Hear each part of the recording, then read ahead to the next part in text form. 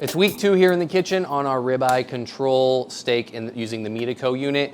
I already cleaned off the tallow from the one end, again, to get as much minimal loss to make the science match up so we don't have another pellicle form on that, and it worked really well. And I will say, working with tallow can be a giant pain in the butt. I spent a lot of time last week with some other cuts, which we're gonna do in another video, talking about getting the right consistency, how it hardens, etc. But we'll save that for another video, but it's a pain in the butt. But we're gonna end up tallow coating this again to get it. As you can see, it's nice, fresh, soft. So let's hit you with some numbers for week 2 and what our weight loss was. So we started at a whole ribeye, again, both pieces. Remember, we got one that's not even been touched yet, and 21.73 pounds. That is our overall weight. That week 1 steak, obviously we've kept the bone in, was 1.46 pounds. So with all that and evaporation, this total weight loss this week was 8.15% loss on our beef in total, which is good.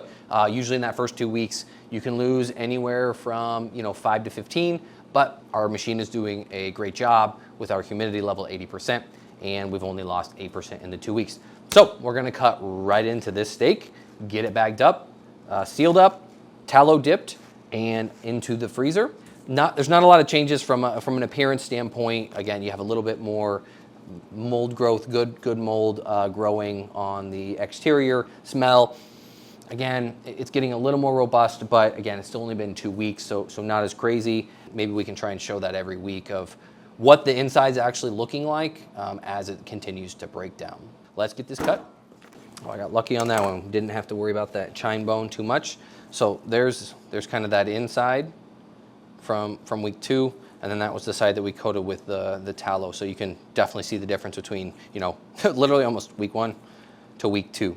So I'm gonna get this bagged up, and then let's go ahead and get this dipped first. Let's do that. This tallow has solidified a little bit. Again, I found the right temperatures, about 105 degrees. It makes it pliable enough to work with, but not so liquidy that it's just gonna run off. So again, this is solidified a little bit, so I'm hoping when we dip, it'll get a good coating on it. Whereas last week I kind of used the knife to coat. So I want a more natural coat, something like that. It's a little thick, but I think it'll be fine. If we want, we could even thin that out a little bit so it's not as thick all the way around. But really, again, it's just to protect the outside from growing another pellicle. So I'm gonna leave it on here just to solidify, harden in the unit, and then here in a little bit, I will actually pull it off of there so that way we don't have anything from the metal obscuring inside the cabinet. So I'm gonna throw this back in.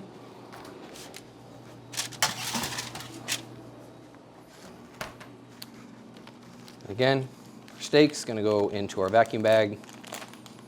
And I hope I picked the right size. Yes, all right. So I'm gonna get this vacuum sealed up, and we will see you back in another week.